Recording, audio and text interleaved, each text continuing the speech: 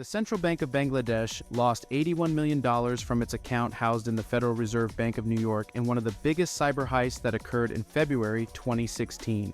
The cybercriminals from North Korea originally made an elaborately calculated attempt to steal a staggering $951 million. What really happened in this massive heist?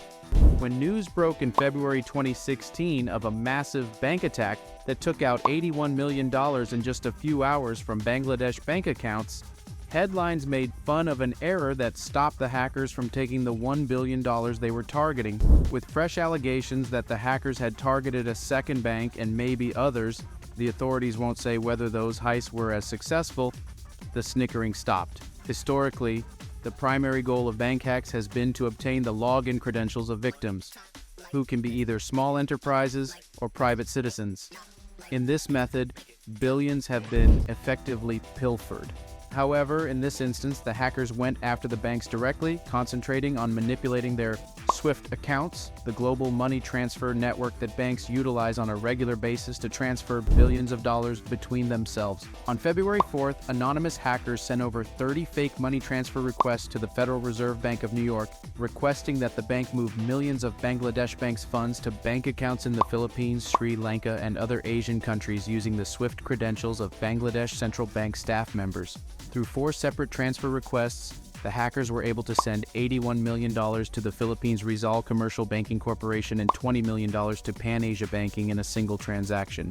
However, the Bangladesh bank was able to block transactions totaling $850 million. On February 4th, the $81 million was placed into 4 accounts at a Manila Rizal branch.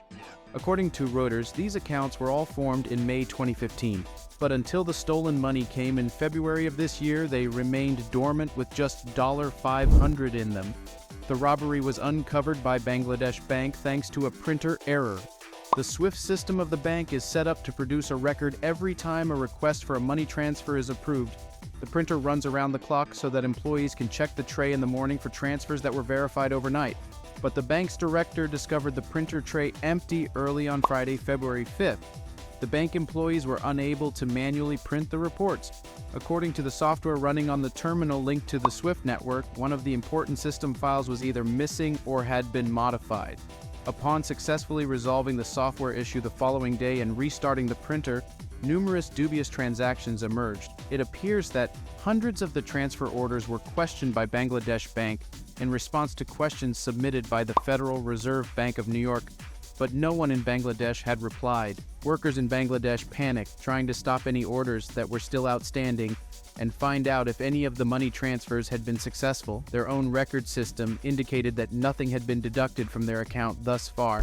They made contact with the New York Fed and SWIFT, but the assailants had strategically timed their heist, and no one in New York replied because it was the weekend. Bangladeshi bank employees were not informed until Monday that 4 of the transactions, totaling $101 million, had actually been completed. Through some clever maneuvering, Bangladesh Bank was able to get Pan Asia Banking to return the $20 million that it had already received to Bangladesh Bank's New York Fed account.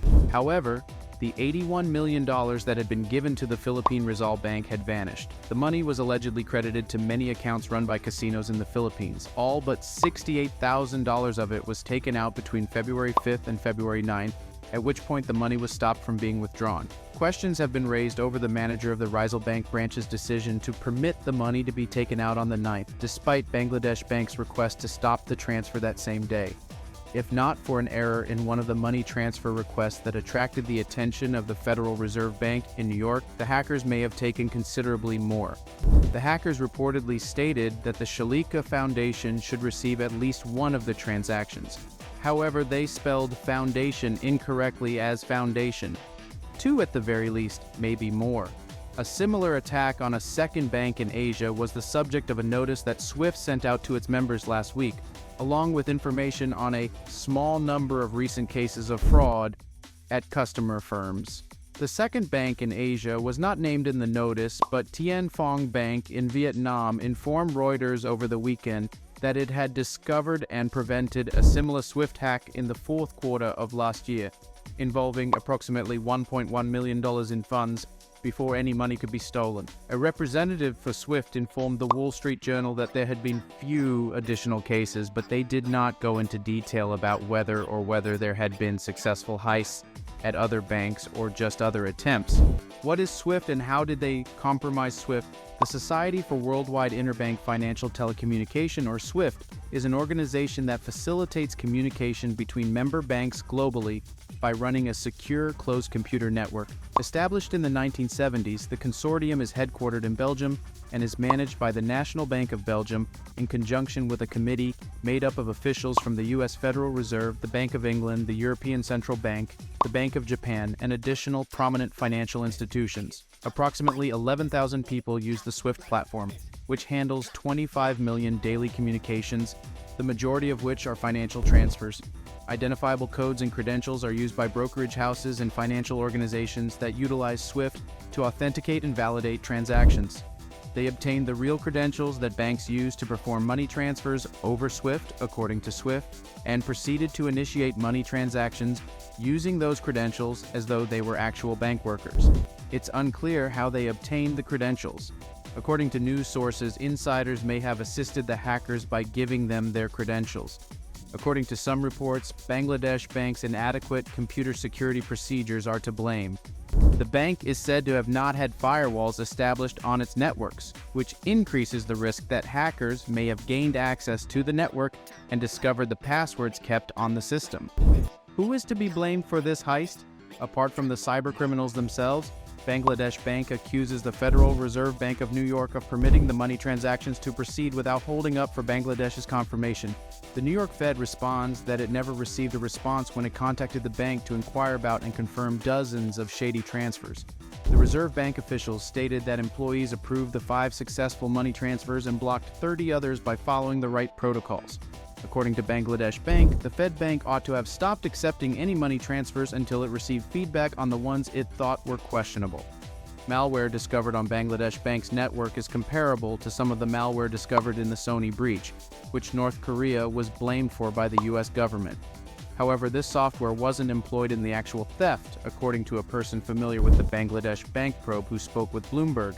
Due to the shared usage of malware, there is proof that Bangladesh Bank's network was compromised by 3 distinct hacker gangs, one of which may have ties to the Sony hack. However, the group behind that malware doesn't seem to be in charge of stealing Bangladesh Bank's money based on forensic evidence and the group's activities within the bank's network. Rather, this operation seems to have been carried out by a third organization which may or may not be connected to the Sony hackers.